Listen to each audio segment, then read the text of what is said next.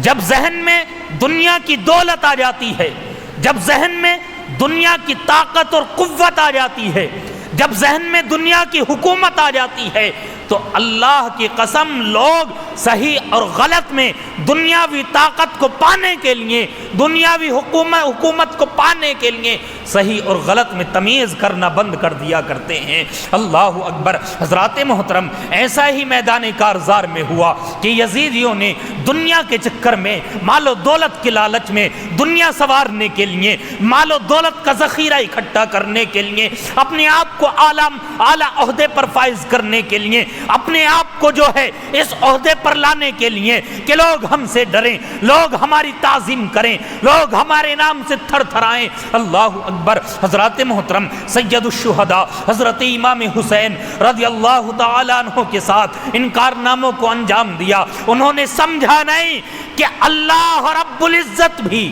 اللہ تعالیٰ بھی حضرت امام حسین، حضرت امام حسن رضی اللہ تعالیٰ عنہما کے دل کو رنجیدہ کرنا نہیں چاہتا،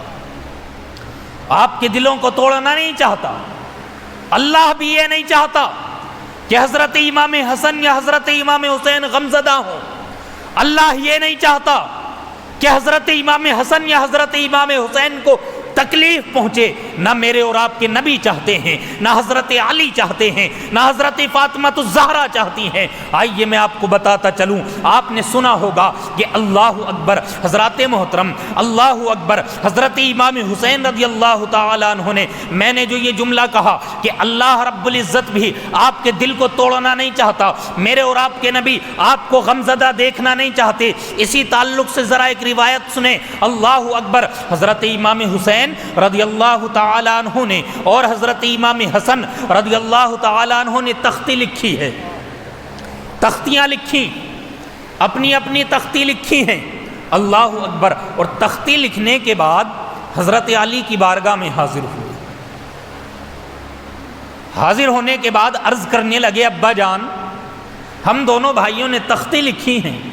ذرا آپ یہ بتا دیں کہ کون سے بھائی کی تختی اچھی ہے، کون سے بھائی نے اچھا لکھا ہے۔ اللہ اکبر۔ حضرت علی رضی اللہ تعالیٰ عنہ نے جب اتنا سنا، آپ نے سوچا اگر میں کہتا ہوں حسن کی تختی اچھی ہے تو حسین غمزدہ ہوتے ہیں، اگر کہتا ہوں حسین کی تختی اچھی ہے تو حسن غمزدہ ہوتے ہیں۔ آپ نے فرمایا، بیٹو جاؤ، اس بات کا فیصلہ تمہاری والدہ کریں گی،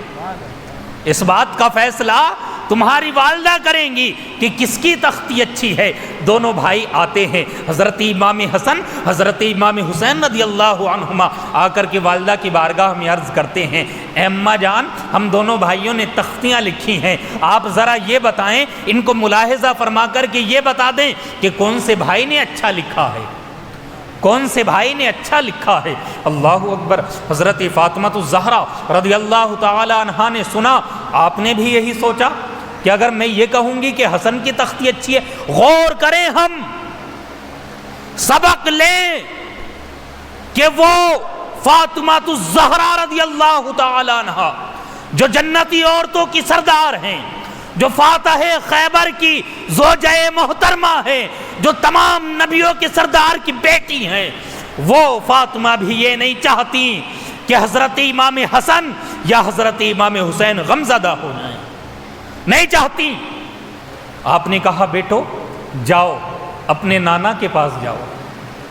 اپنے نانا کے پاس جاؤ، ان سے جا کر کے فیصلہ کراؤ کہ کس کی تختیاں اچھی ہیں۔ اللہ اکبر۔ دونوں بھائی آئے ہیں، آ کر کے سلام عرض کیا ہے اور عرض کرتے ہیں، اے نانا جان، اے پیارے نبی صلی اللہ علیہ وسلم، ہم دونوں بھائیوں نے تختیاں لکھی ہیں، آپ ملاحظہ فرمائیں اور ذرا یہ بتا دیں کون سے بھائی کی تختی اچھی ہے۔ اللہ اکبر۔ ذرا غور تو کریں، جس کا فیصلہ علی نے نہیں کیا، جس کا فیصلہ حضرت فاطمہ نے نہیں کیا، اب پیاری نبی کی بارگاہ میں وہ دونوں بھائی کھڑے ہیں اور فیصلے کے منتظر ہیں۔ وہ سید الانبیاء، وہ خاتم النبیین، وہ جس کے صدقے میں تمام کائنات بنی، وہ جس کے آگے شجر و حجر سب جھکتے ہوئے نظر آتے ہیں، وہ جس کے قبضہ و قدرت میں اللہ نے تمام کائنات کو دے دیا، وہ جس کے صدقے میں اللہ نے تمام کائنات کو بنا دیا، وہ کہ جس کو پیدا کرنا اگر مقصد نہ ہوتا تو اللہ رب العزت اس دنیا کو وجود میں نہ لاتا، کائنات کو وجود میں نہ لاتا، وہ جس کے دربار میں دنیا کے بڑے بڑے مسئلوں کا حل کیا جاتا ہے، وہ جس کے دربار میں دنیا کے بڑے بڑے مقدموں کا فیصلہ کیا جاتا ہے۔ آج دونوں بھائی ہیں، نبی کے دونوں نواسے ہیں، اپنا فیصلہ کرانے کے لیے کھڑے ہیں، منتظر ہیں نانا جان فیصلہ فرمائیں کس کی تختی اچھی ہے۔ اللہ اکبر، میرے نبی نے سوچا ہے اگر کہتا ہوں حسن کی اچھی ہے حسین غمزدہ ہوتے ہیں، کہتا ہوں حسین کی اچھی ہے حسن غمزدہ ہوتے ہیں۔ آپ فرماتے ہیں بیٹو تمہارا فیصلہ حضرت جبریل فرمائیں گے، غور تو کریں ذرا، قربان ہو جائیں۔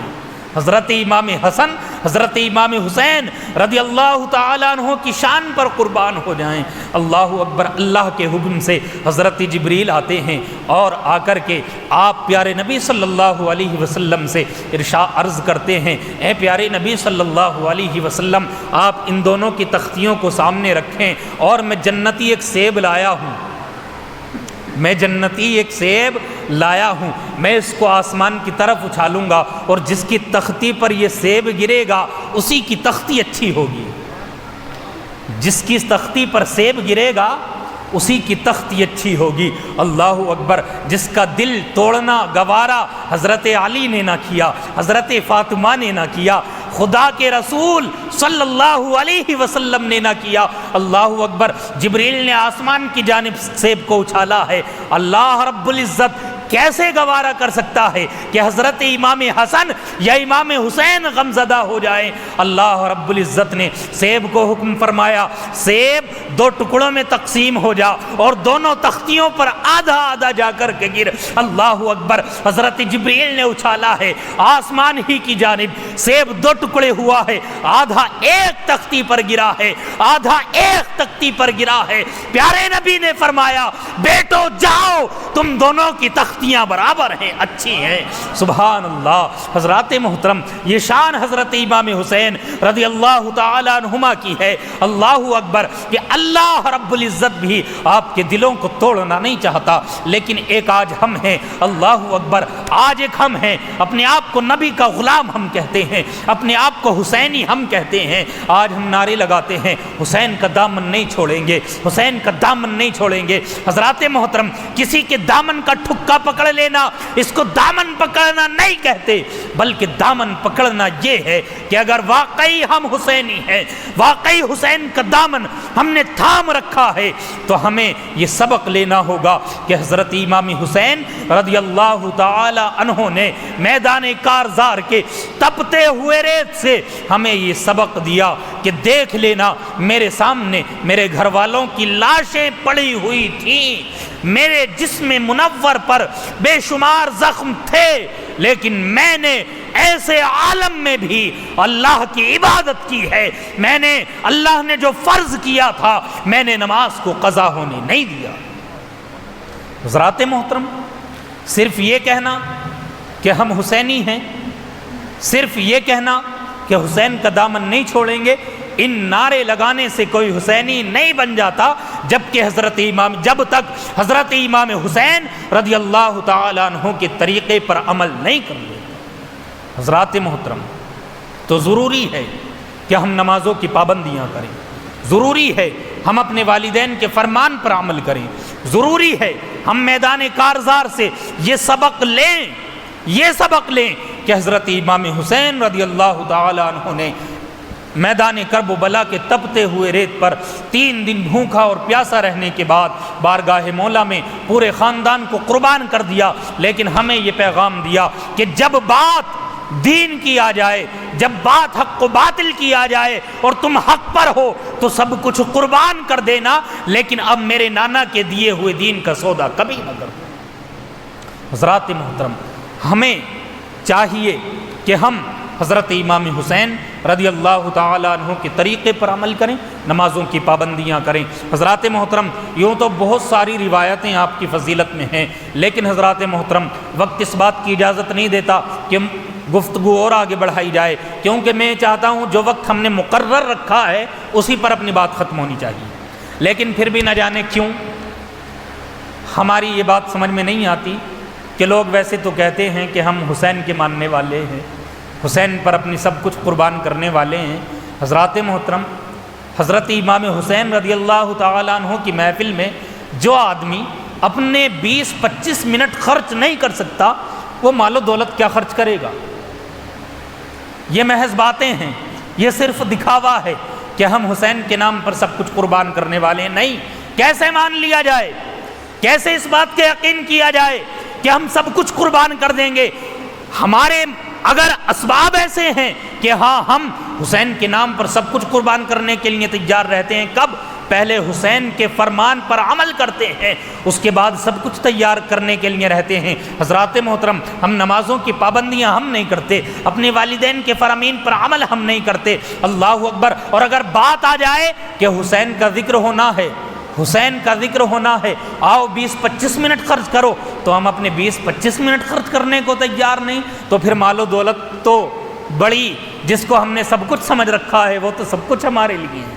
پھر اسے کہاں خرچ ہم کر سکتے ہیں؟ تو کوشش کریں اس دنیا سے باہر نکلیں، یہ 4 دن کی دنیا ہے، 4 دن کی زندگی ہے، حقیقت کی زندگی وہ ہے کہ اگر اور سنیں جنت میں وہی جائے گا جو حضرت امام حسین کا شیدا ہوگا، جو حضرت امام حسین سے محبت کرنے والا ہوگا۔ حضرات محترم غور تو کریں، حضرت امام حسین رضی اللہ تعالیٰ عنہ کے والد محترم حضرت علی رضی اللہ تعالیٰ عنہ کے تعلق سے آتا ہے کہ پیارے نبی صلی اللہ علیہ وسلم فرمائیں گے، اے میرے علی، تم جس کو چٹھی دو گے اللہ رب العزت اسے جنت کا پروانہ دے دے گا، جسے جسے تم چٹھی دو گے اسے اللہ رب العزت جنت عطا فرمائے گا۔ حضرات محترم، تو کوشش کریں ذکر میں آنے کی، کوشش کریں سمجھنے کی، کوشش کریں اس بات کو جاننے کی کہ حضرت امام حسین رضی اللہ تعالیٰ عنہ نے سب کچھ جو بھی کچھ کیا وہ ہماری خاطر کیا، ہماری خاطر آپ نے سب کچھ کیا ہے۔ اللہ رب العزت کی بارگاہ میں دعا ہے مجھ سے کہنے میں جو غلطیاں ہوئیں مولا معاف فرمائے، اور ان تمام باتوں پر ہم تمام کو عمل کی توفیق عطا فرمائے۔ میں توبہ کرتا ہوں، استغفر اللہ ربی من کل ذنب واتوب الیہ، کلمہ پڑھتا ہوں، آپ بھی پڑھ لیں، لا الہ الا اللہ محمد رسول اللہ صلی اللہ علیہ وسلم۔ السلام علیکم ورحمۃ اللہ۔